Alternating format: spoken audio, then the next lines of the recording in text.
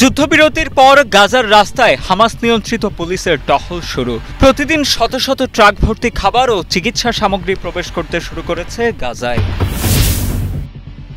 যুক্তরাষ্ট্রের ইলিনয় অঙ্গরাজ্যের ব্রডভিউ শহরে অভিবাসন নীতির বিরুদ্ধে প্রতিবাদে বিক্ষোভ সমাবেশ চলমান। ছত্রভঙ্গ করতে পুলিশের জলকামান, কাঁদানে গ্যাস ব্যবহার। ক্যান্সারে আক্রান্ত সাবেক মার্কিন প্রেসিডেন্ট জো বাইডেন নিয়মিত নিচ্ছেন থেরাপি। যুদ্ধবিরতি চুক্তির প্রথম ধাপ কার্যকর হওয়ার পর গাজা উপত্যকার বড় শহরগুলো থেকে ইসরায়েলি সৈন্য প্রত্যাহার করে নেওয়ায় সেখানে নতুন করে নিরাপত্তা নিশ্চিত করতে দেখা গেছে হামাস নিয়ন্ত্রিত পুলিশ কর্মকর্তাদের।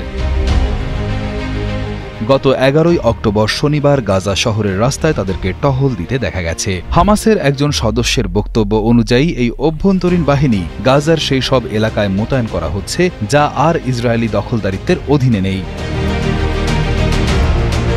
তিনি জানিয়েছেন, সবচেয়ে বেশি সংখ্যক পুলিশ মোতায়েন করা হচ্ছে গুরুত্বপূর্ণ মোড় এবং বাজারে। নাগরিকদের নিরাপত্তা নিশ্চিত করা এবং শোকাহত মানুষদের মধ্যে আইন শৃঙ্খলা বজায় থাকার অনুভূতি তৈরি করাই এর প্রধান উদ্দেশ্য। জনগণ আমাদের আন্তরিকভাবে স্বাগত জানিয়েছে এবং তাদের পাশে দাঁড়াতে বলেছে, চোরদের বিরুদ্ধে কাজ করতে বলেছে। যদিও তাদের সংখ্যা খুব কম, কিন্তু এটি জনগণের মধ্যে আশ্বাসের মনোভাব জাগিয়ে তোলে। দীর্ঘদিনের যুদ্ধ শেষে এই শান্তি চুক্তিটি কার্যকর করার মধ্যস্থতা করেছে মার্কিন যুক্তরাষ্ট্র।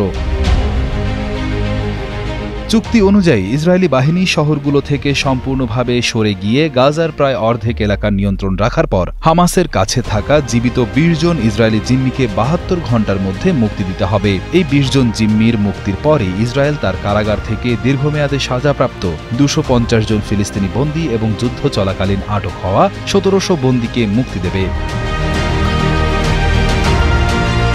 এছাড়াও এই চুক্তিতে প্রতিদিন শত শত ট্রাক ভর্তি খাবার এবং চিকিৎসা সামগ্রী গাজায় প্রবেশ করার কথা বলা হয়েছে। উল্লেখ্য, এই চুক্তির আগে আরও 26 জন জিম্মিকে মৃত ঘোষণা করা হয়েছে এবং আরও 2 জনের ভাগ্যে কি ঘটেছে তা এখনও অজানা। খাদ্য এবং জ্বালানি সহায়তা নিয়ে গাজায় ট্রাক প্রবেশের পরপরই হাজার হাজার মানুষ সাহায্যের ট্রাক ঘিরে ফেলেন একটু সাহায্য পাওয়ার আশায়। গাজা অঞ্চলের খান ইউনিস শহরে 11 অক্টোবর শনিবার এই সহায়তা পৌঁছায় যুদ্ধবিরতি চুক্তির আওতায়। এই চুক্তির ফলে উত্তর ও দক্ষিণ গাজার মধ্যে সাহায্য চলাচলের অনুমতি পাওয়া গেছে। যুদ্ধবিরতির আগেই ট্রাকগুলো শহরে প্রবেশ করে, যার মধ্যে ছিল খাদ্য, চিকিৎসা সরঞ্জাম, জ্বালানি এবং আশ্রয় সামগ্রী। তবে সাহায্য বিতরণে ছিল বিশৃঙ্খলা। অনেকেই খাবার সংগ্রহ করতে গিয়ে ধাক্কাধাক্কিতে জড়িয়ে পড়েন। স্থানীয়রা অভিযোগ করেন, বিতরণ পদ্ধতি ছিল অপরিকল্পিত এবং অগোছালো। ফিলিস্তিনি নারী নিসরিন আবু আওদা দাবি করেন, এভাবে ত্রাণ এলে কেউ পায়, কেউ পায় না। আমি শুনলাম যে ত্রাণবাহী ট্রাক আসছে, তাই আমি আমার বাচ্চাদের জন্য কিছু খাবার আনতে গিয়েছিলাম, কিন্তু এই ত্রাণ সেভাবে বিতরণ হচ্ছে না। আমি চাই এটি সরকারি চ্যানেলের মাধ্যমে আসুক, সেটা অনেক ভালো হবে, কারণ কিছু লোক ত্রাণ নেয়, অন্যদিকে অনেকে কিছুই পায় না। অনেকে জাতিসংঘের সংস্থা UNRWA এর মাধ্যমে এই সাহায্য বিতরণের দাবি জানান, যাতে সবচেয়ে প্রয়োজনীয় মানুষদের কাছে সহায়তা পৌঁছানো যায়। যুদ্ধবিরতির শর্ত অনুযায়ী ভবিষ্যতে আরও বেশি সাহায্য গাজায় প্রবেশ করবে এবং ক্ষতিগ্রস্ত পানি, পয় নিষ্কাশন ও বেকারির মতো অবকাঠামো মেরামতের সরঞ্জামও পাঠানো হবে। ফিলিস্তিনি বাসিন্দা ধিয়া জোবের ত্রাণ বিতরণে জাতিসংঘের সহায়তা চেয়েছেন। আমি সত্যিই আশা করি ত্রাণ বিতরণ আনুষ্ঠানিকভাবে পরিচালনা করা হবে এবং মানুষের কাছে হস্তান্তর করা হবে। আমাকে ট্রাক দিয়ে প্রায় চাপা দেওয়া হচ্ছিল। আমি আশা করছি বিদেশি দেশগুলি এজেন্সির মতো এখানকার লোকদের কাছে ত্রাণ সহায়তা হস্তান্তরে সহায়তা করবে এবং তারা আগের মতোই তা বিতরণ করবে। মার্কিন যুক্তরাষ্ট্রের ইলিনয় অঙ্গরাজ্যের ব্রডভিউ শহরে ইমিগ্রেশন ও কাস্টম এনফোর্সমেন্ট ICE অফিসের সামনে 11 অক্টোবর শনিবার অভিবাসন নীতির বিরুদ্ধে প্রতিবাদ জানাতে জড়ো হওয়া বিক্ষোভকারীদের ছত্রভঙ্গ করতে পুলিশ জলকামান, কাঁদানে গ্যাস এবং শক্তি ব্যবহারের হুমকি দেওয়ায় এক উত্তপ্ত পরিস্থিতি সৃষ্টি হয়। স্থানীয় গণমাধ্যম অনুসারে ওই দিন বিক্ষোভ ও পুলিশের সাথে সংঘর্ষের ঘটনায় অন্তত 15 জনকে গ্রেফতার করা হয়। গত কয়েক সপ্তাহ ধরে এই ICE স্থাপনার বাইরে প্রতিবাদ চলছে।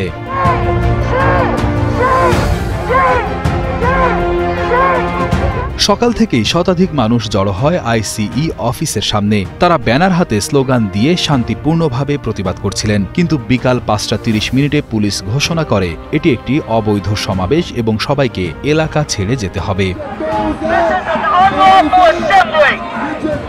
এরপরই পুলিশ রায়ট হেলমেট পরে লাঠি হাতে এগিয়ে আসে এবং বিক্ষোভকারীদের ছত্রভঙ্গ করতে শুরু করে। অনেকে পুলিশের সঙ্গে ধাক্কাধাক্কিতে জড়িয়ে পড়েন, কিছু মানুষকে গ্রেফতারও করা হয়। একজন বিক্ষোভকারী বলেন তারা জানতেন 6টা পর্যন্ত সময় আছে, কিন্তু পুলিশ 5:30 মিনিটেই তাদেরকে সরিয়ে দিতে শুরু করে। পুলিশ বলে 30 সেকেন্ডের মধ্যে না সরলে কাঁদানে গ্যাস ছোঁড়া হবে।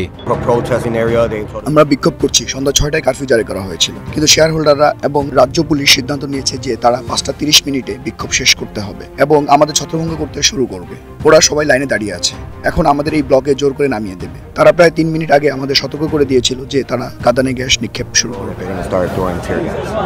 পুলিশের হুমকি ছিল স্পষ্ট, আপনি যদি এলাকা না ছাড়েন তাহলে আপনাকে গ্রেফতার করা হবে। কেমিক্যাল এজেন্ট, ব্যথা সৃষ্টি করার কৌশল বা অন্য কোনো শক্তি ব্যবহার করা হতে পারে। এই ঘটনার মধ্যে যুক্তরাষ্ট্রের একটি ফেডারেল আপিল আদালত ট্রাম্প প্রশাসনের অনুরোধ প্রত্যাখ্যান করে, যেখানে তারা ইলিনয়ে ন্যাশনাল গার্ড মোতায়েন করতে চেয়েছিল। আদালত বলেছে আপাতত কোনো সেনা মোতায়েন করা যাবে না, আগের আদালতের আদেশই বহাল থাকবে। এই বিক্ষোভের পেছনে মূল কারণ ছিল আইসিই এর অভিবাসন নীতি, যা অনেকের মতে মানবাধিকারের পরিপন্থী। ধর্মীয় নেতারাও এই প্রতিবাদে অংশ নেন এবং বন্দীদের কাছে ধর্মীয় সেবা পৌঁছানোর চেষ্টা করেন, কিন্তু তাদের সেই অনুরোধও প্রত্যাখ্যান করা হয়।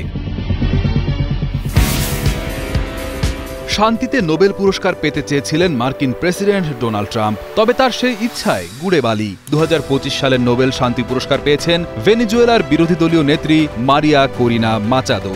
The Nobel Peace Prize for 2025 to Maria Corina Machado. ভেনেজুয়েলার মানুষের গণতান্ত্রিক অধিকার প্রতিষ্ঠা এবং স্বৈরশাসন থেকে গণতন্ত্রে শান্তিপূর্ণ উত্তরণের জন্য তার অক্লান্ত পরিশ্রম এবং অদম্য সাহসিকতার স্বীকৃতি হিসেবে তাকে এই সম্মাননা দেওয়া হয়। জীবনের গুরুতর হুমকি থাকা সত্ত্বেও তিনি দেশে থেকে লড়াই চালিয়ে যাওয়ার সিদ্ধান্ত নেন, যা লাখ লাখ মানুষকে অনুপ্রাণিত করেছে।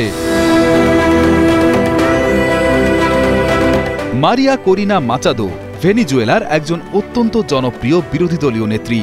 দেশটির সাবেক প্রেসিডেন্ট হুগো চ্যাভেজের মৃত্যুর পর যখন নিকোলাস মাদুরো ক্ষমতায় আসেন, তখন থেকেই মাচাদো তার তীব্র বিরোধিতা শুরু করেন। মাদুরোর শাসনকে তিনি কখনোই মেনে নেননি। 2023 সালে মাচাদো ঘোষণা করেন যে তিনি বিরোধী দলের প্রাথমিক নির্বাচনে প্রেসিডেন্ট প্রার্থী হওয়ার জন্য প্রতিদ্বন্দ্বিতা করবেন, কিন্তু নির্বাচন শুরুর কয়েক মাস আগেই একটি অদ্ভুত ঘটনা ঘটে। সরকার তাকে 15 বছরের জন্য সরকারি কোনো পদ গ্রহণ করা থেকে নিষিদ্ধ করে দেয়। সেই নিষেধাজ্ঞা তার প্রাথমিক নির্বাচনে অংশ নিতে বাধা দিতে পারেনি, কারণ বিরোধী দল সরকারি সহায়তা ছাড়াই নিজেদের উদ্যোগে এই নির্বাচন করেছিল। সেই নির্বাচনে তিনি বিশাল ব্যবধানে জয়ী হন। তবে দুঃখের বিষয়, সরকার যেহেতু তাকে নিষিদ্ধ করেছিল, তাই তিনি মূল প্রেসিডেন্ট নির্বাচনে মাদুরোর বিরুদ্ধে আনুষ্ঠানিকভাবে প্রার্থী হতে পারেননি। মাচাদো তখন চুপ করে বসে থাকেননি। তিনি অপেক্ষাকৃত কম পরিচিত কূটনীতিক এডমুন্ড গঞ্জালেসকে বিরোধী দলের প্রার্থী হিসেবে সমর্থন দেন। এরপর মাচাদো আর গঞ্জালেস মিলে দেশের নানা প্রান্তে বড় বড় জনসভায় যান। হাজার হাজার মানুষ তাদেরকে দেখতে ভিড় জমায়। তাদের প্রধান বার্তা ছিল দেশ ছেড়ে চলে যাওয়া ভেনেজুয়েলার মানুষজন যেন আবার দেশে ফিরে আসতে পারে।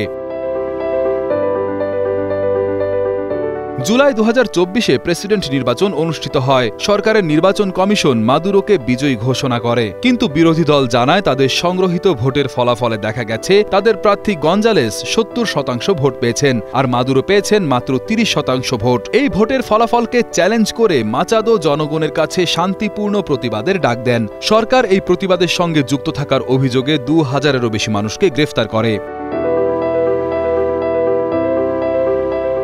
নির্বাচনের পর মাচাদো, গঞ্জালেস এবং বিরোধী দলের বিরুদ্ধে তদন্ত শুরু হয়। গঞ্জালেস এরপর স্পেনে রাজনৈতিক আশ্রয় নিতে চলে যান, কিন্তু মাচাদো ঘোষণা করেন তিনি দেশেই থাকবেন এবং লড়াই চালিয়ে যাবেন।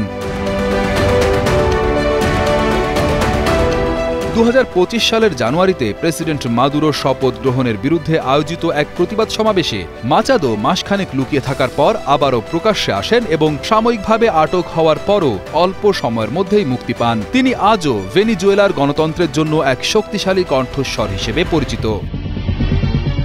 ক্যান্সারের চিকিৎসা নিচ্ছেন যুক্তরাষ্ট্রের সাবেক প্রেসিডেন্ট জো বাইডেন। প্রোস্টেট ক্যান্সারের চিকিৎসার অংশ হিসেবে বর্তমানে তিনি রেডিয়েশন থেরাপি নিচ্ছেন।